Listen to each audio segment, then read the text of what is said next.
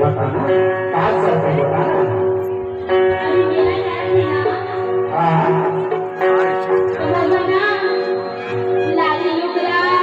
राजेश बंदराम है ना।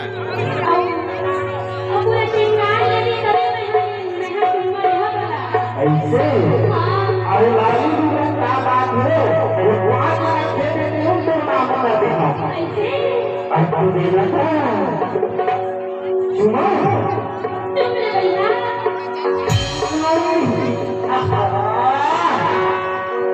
जब आगे तो जाकर भाग गया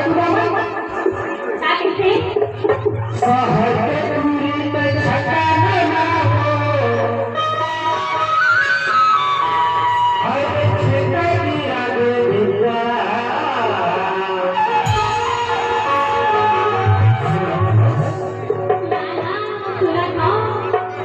सहज दूरी में छका ना हो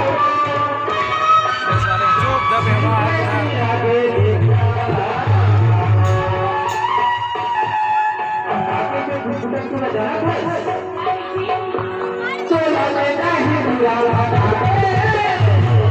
थोड़े होते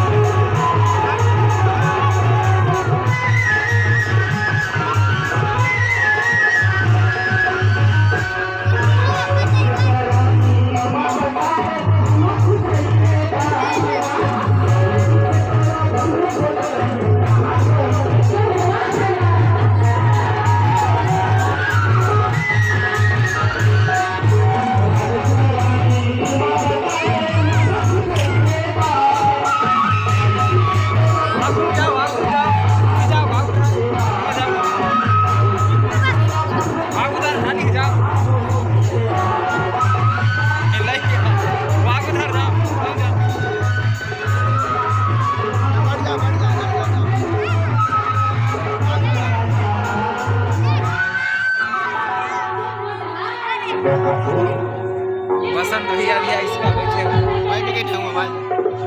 नहीं तो भी प्रेमा तोरा